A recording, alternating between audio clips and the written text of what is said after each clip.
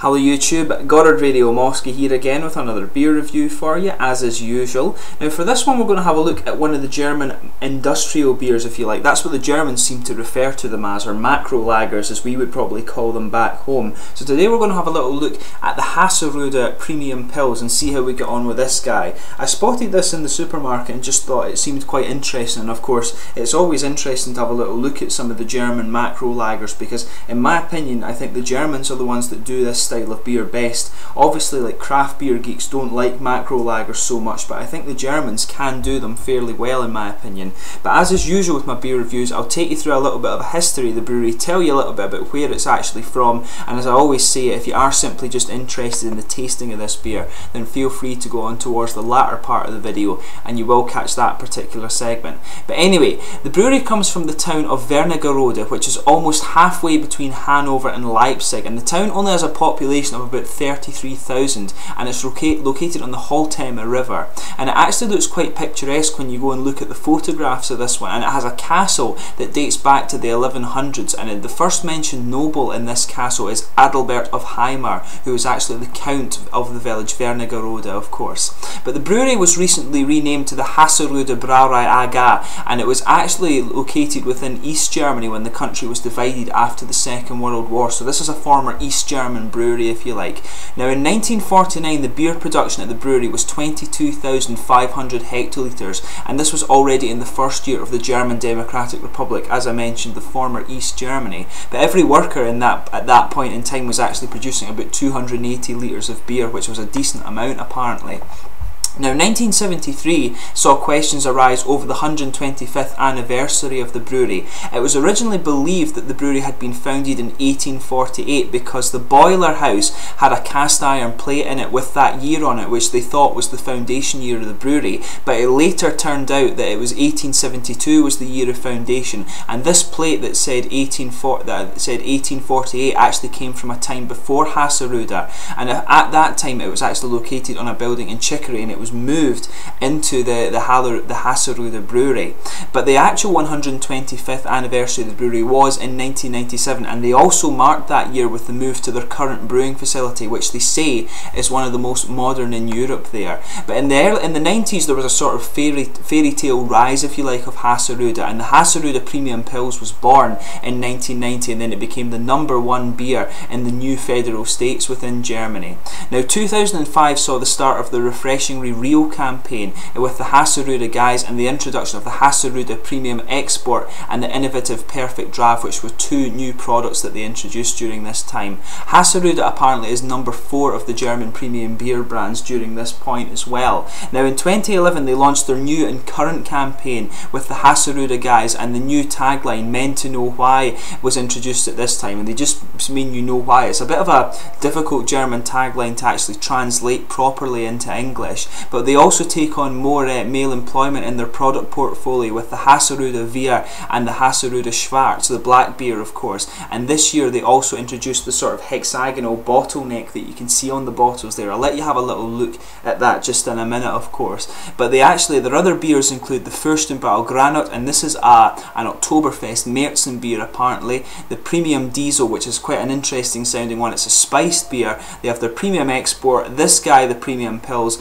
and Urbock, and also their Veer beer, which is a pale lager. And from what I've read from people that talk about this brewery, they're actually one of these breweries that try and be like, oh, this is man beer, you must drink this beer sort of thing, and apparently a lot of the sort of youth go for this sort of thing in Germany, so it's quite funny, but I have seen some people being kind of critical of it as well. But let's get on to the tasting of this guy. I'll just bring up the camera and let you have a little look at the bottle and stuff there. It's actually quite a nicely presented bottle. This guy is a 4.8% pale lager apparently, so you can see there it's actually quite nicely presented. It's got the cockerel on the top there, or is that a grouse? I think it's meant to be a cockerel actually, but I'm not quite certain about that.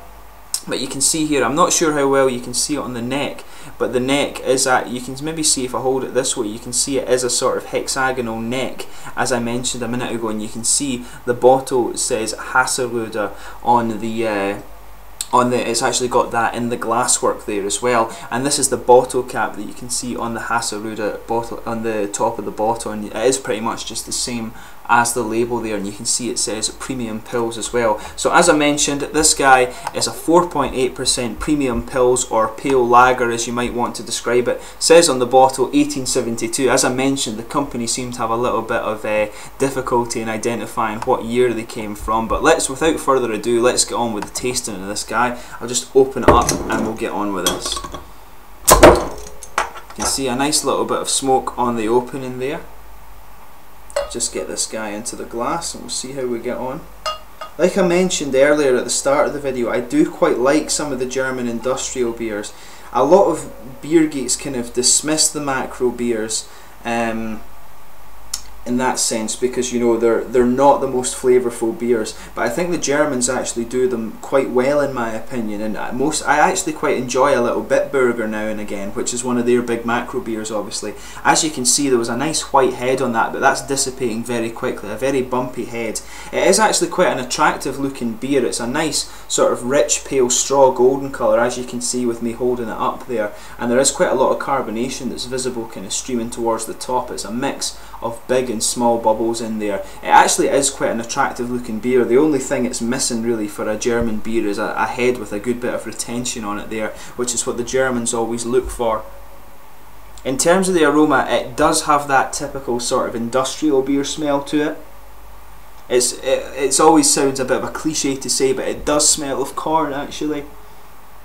But yeah, it's quite a sort of malty smelling one. It has the typical kind of grassy and hay aromas that you expect from these sort of industrial beers, and some cereal and grains in there too. Maybe just a little hint of bread actually, but it is really rather grassy, definitely, and a little bit of definitely the grains and bread, and you have some sweet corn sort of things in there as well. It has that typical smell that you'll all know of a macro beer, and that's there's nothing really more you can say about the aroma here for this guy.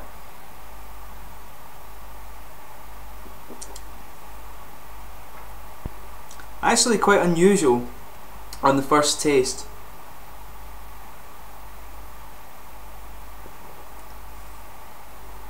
It's got quite an earthy bite to it when you first take it in, I think.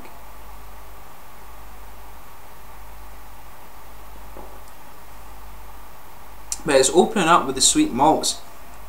It actually has quite a, like I say, it has quite a bit of an earthy bite to it when you first take it in. But as you take a few more sips of it, it's becoming a little bit more sweet, and you're getting the sort of corny, bready flavours that you expect from the macro lager.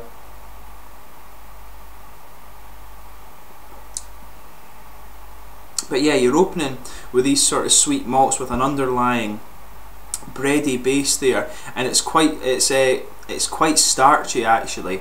It's got some kind of grainy flavour to it as well in my opinion, but it does have a sort of underlying kind of starchy flavour, and that complements the earthy bite that it has quite well.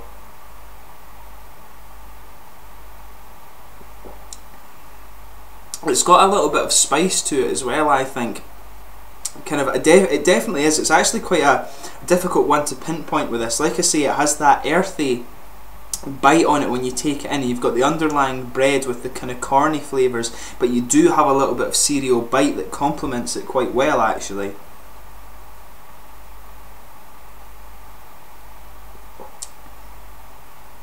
But on the finish, you've got the light sort of grassy and hay flavours that you would expect, and I think there is perhaps a little bit of herbal character there.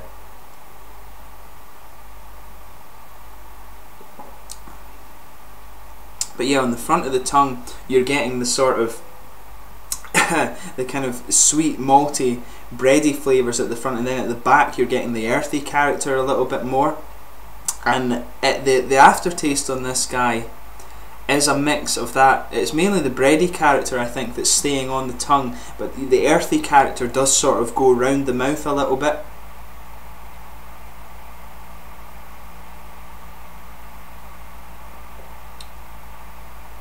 Yeah, definitely the earthy character, I think, is more on the back of the tongue, and the bready sweetness is staying at the front. In terms of the mouthfeel with this guy, definitely a light-bodied one. It's quite a wet feel beer, this actually.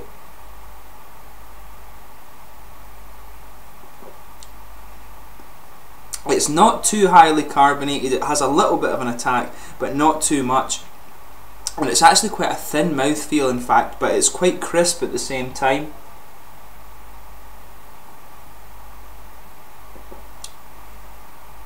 And it is actually quite a refreshing beer, but it's not the most refreshing of the sort of industrial beers that I've had before.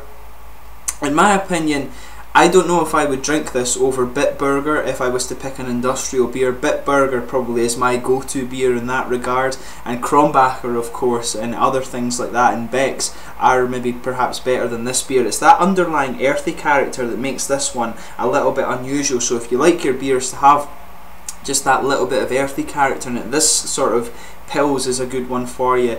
This is definitely sort of a beer that I would try, and I can't say if I did have the choice of other sort of macro beers to pick from, I don't think this would be my first choice, in honesty. It's unusual in the sense that it has that earthy character and it puts me off it a little bit. It's something I don't think should be in the sort of macro beers too much, and it is very, very prominent in this particular example. So if you like that sort of thing, this guy is one that you should try if you're wanting a good sort of sessionable drinking beer. That's what it is. These macro beers are designed to just be sessionable beers that you can go out, have a few and get a bit merry on, you know. But I hope you found this beer review informative. Please let me know in the comment section your own thoughts on this beer if you do happen to have tried it. Thanks again for your support over my beer reviews. I've got lots more stuff to come for you, including quite a bit of French beer and a lot more German beer. But thanks again for your support. Please like, subscribe, share, all the usual YouTube stuff. I review a whole range of different beer. But thanks again, and I shall catch you soon. Cheers.